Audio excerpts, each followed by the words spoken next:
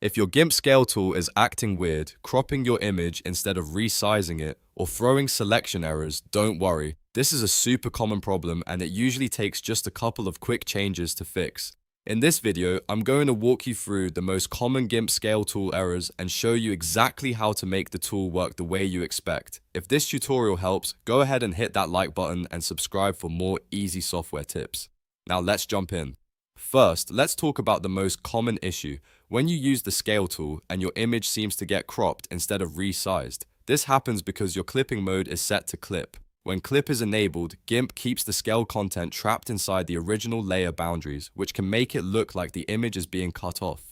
To fix that, open your Tool Options window. In most cases, you'll see it below the toolbox on the left side of GIMP. If you don't see it, go up to Windows, then Dockable Windows, and choose Tool Options. Once the panel is open, look for the Clipping drop-down menu. If it says Clip, change it to Adjust. That one small change tells GIMP to resize the layer properly instead of forcing it to stay inside the old boundaries. Now try the Scale tool again.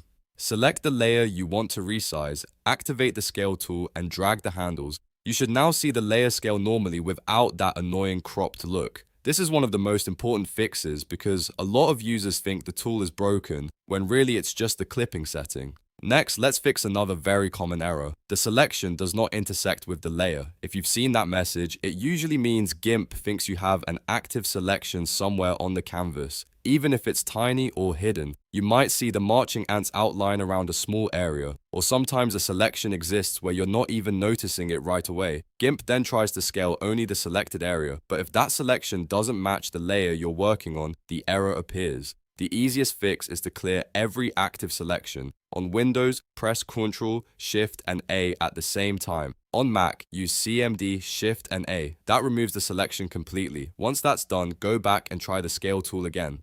In most cases, that error disappears immediately. If you still run into issues, make sure you're actually scaling the correct layer. Sometimes the problem isn't the selection itself, it's that another layer is active, or you're accidentally trying to transform something that isn't the image layer you want. Always check your layers panel first so you know exactly what is selected before you scale anything.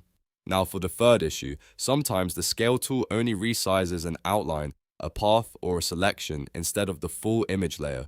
This usually happens because the tool is set to transform the wrong thing.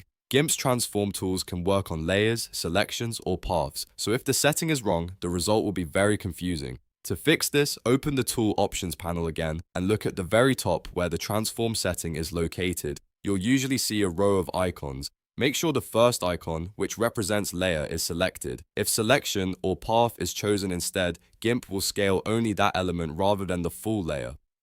Switching it back to layer tells GIMP to transform the actual image content. Once you've selected layer, try scaling again. You should now be able to resize the entire layer normally without only affecting an outline or a path.